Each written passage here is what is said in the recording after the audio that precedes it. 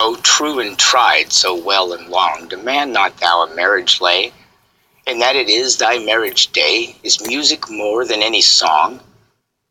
Nor have I felt so much bliss since first he told me that he loved a daughter of our house, nor proved since that dark day, a day like this. Lumberdory, some thrice 3 years they went and came, remade the blood and changed the frame, and yet his love not less, but more.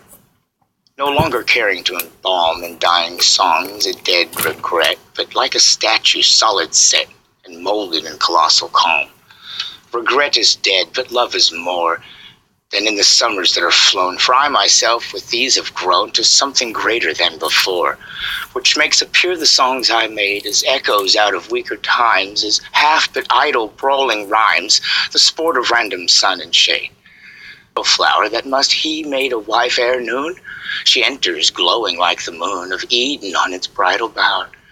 On me she bends her blissful eyes, and then on thee they meet thy look, and brighten like the star that shook betwixt the palms of paradise. Oh, when her life was yet in two foretold, that perfect rose, for thee she grew, for thee she grows forever, and as fair as good. And thou art worthy, full of power, as gentle, liberal-minded, great, consistent, wearing all that weight of learning lightly like a flower. But now set out, the noon is near, and I must give away the bride. She fears not, or with thee beside, and me beside her, will not fear. For I that danced her on my knee, that watched her on her nurse's arm, that shielded all her life from harm, at last must part with her to thee. Now waiting to be made a wife, her feet, my darling, on the dead, their pensive tablets round her head, in the most living life, breathes in her ear. The ring is on. The wilt thou answered, and again, the wilt thou asked, till out of twain her sweet I will has made one. Now sign your names, which shall be read, mute symbols of a joyful morn, by village eyes as yet unborn, the names are signed and overheard. Begins the clash and clang that tells the joy to ever-wandering breeze, the blind walls on the trees, and the dead leaf trembles to the bells. Oh, happy hour and happier hours await them. Many a merry face salutes them. Maidies that pelt us on the porch with flowers. Oh, happy hour, behold the bride with it. They leave the porch, they pass the grave, and has today its sunny side. Today the grave is bright for me, for them the light of life increased, who stay to share the morning feast, who rest tonight beside the sea. Let all my genial spirits advance to meet and greet a whiter sun. My drooping memory will not shun the foaming grape of eastern France. In circles round in fancy plays, and hearts are warmed and faces bloom, as drinking health to bride and groom. We wish them store of happy days, nor count me all to blame if conjecture of a stillard, perchance among the rest, and though in silence wishing joy. But they must go, the time draws on, and those white-favored horses wait. They rise but linger, it is late. Farewell, we kiss, and they are gone.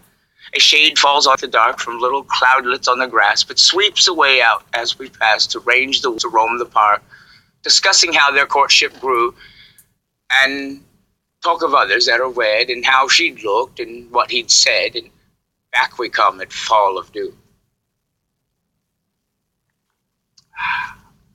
Again the feast, the speech, the glee, the shade of passing thought, the wealth of words and wit, the double health, the crowning cup, the 3 times 3, and last the tower. Dumb is that tower which spake so loud, and high in heaven the streaming cloud, and on the downs a rising fire, and rise, O moon, from yonder down, till over down and over dale, all night the shining vapors sail, and past the silent lighted town.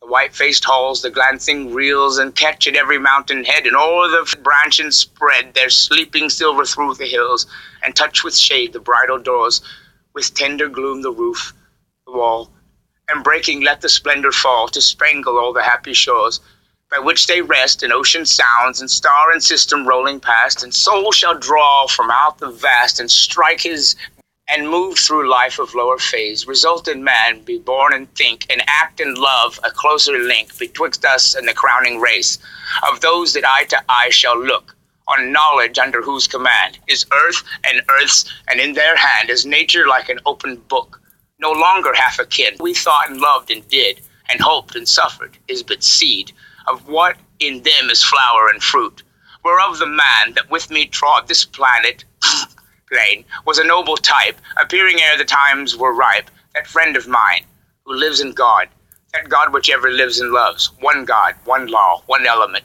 and one far-off divine event, to which the whole creation moves.